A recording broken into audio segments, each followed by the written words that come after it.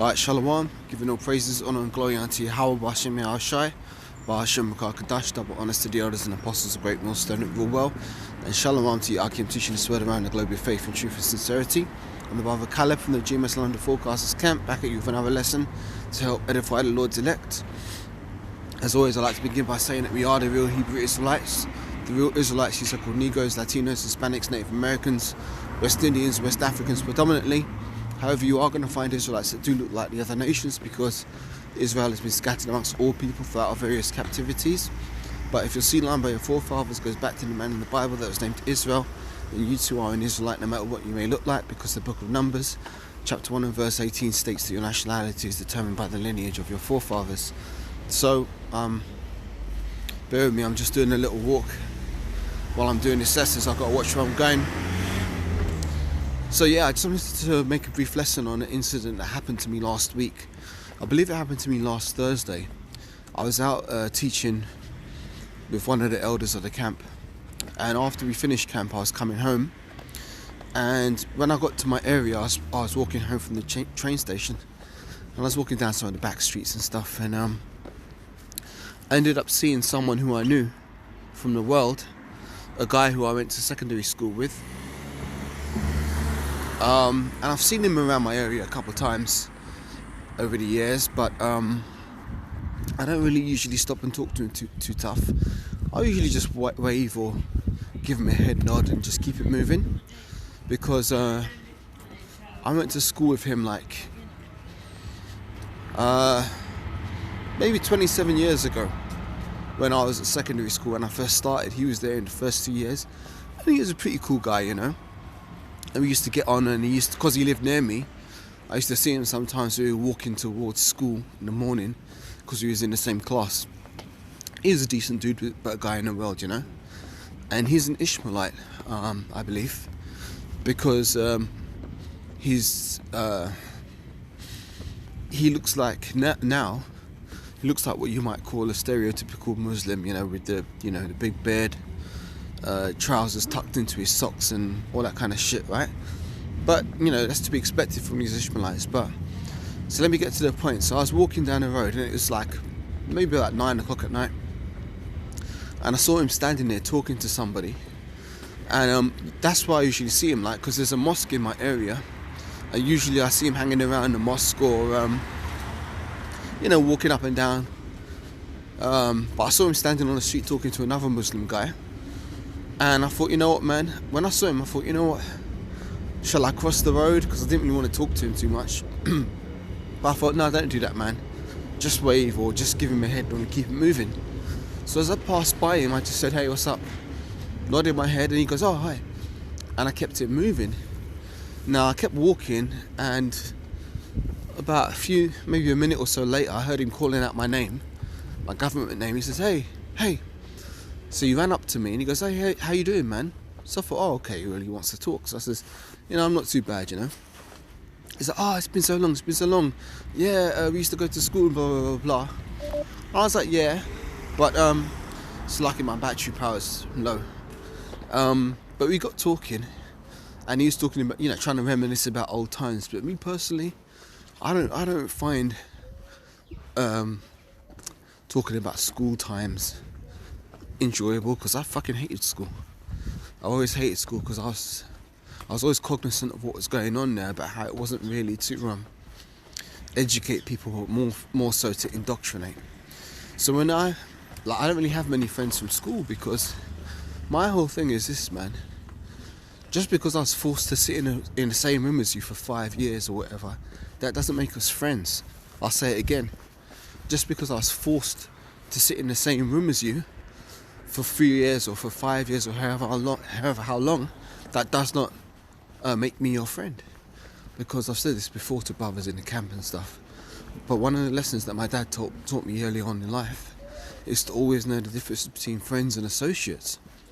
And my dad would tell me, you're going to have many associates but very few friends, and choose your friends wisely. So that's kind of how I grew up. So when we was having this conversation, there's only so far I can go in a lowbrow conversation before, you want to start getting into deeper topics.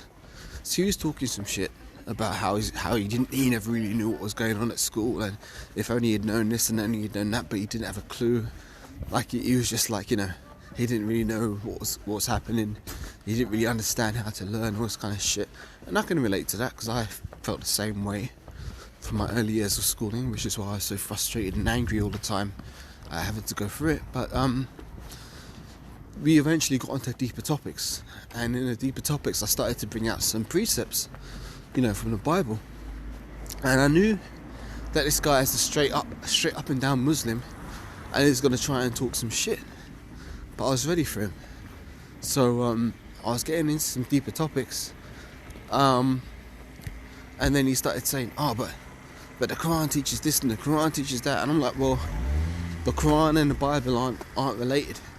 The scriptures say, seek ye out the book of the Lord and read. None of these words shall fail, and none shall want her mate. You can't try and pair the Quran with the Bible. But being a stereotypical Muslim, that's what he was trying to do.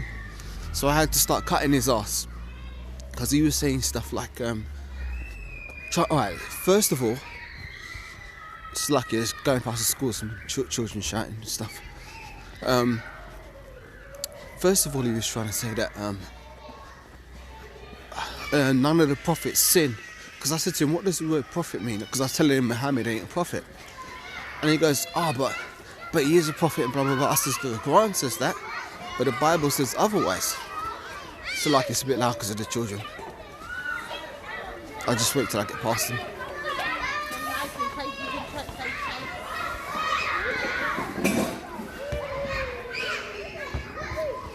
Okay, so he was first of all, he was saying that the Bible foretells of Muhammad to come, and I cut him and I said, no, the Bible says nothing about Muhammad coming, because I said to him, why did Yahushua say on the cross, it is finished, if Muhammad had to come and do all this extra works and shit? And he had no answer.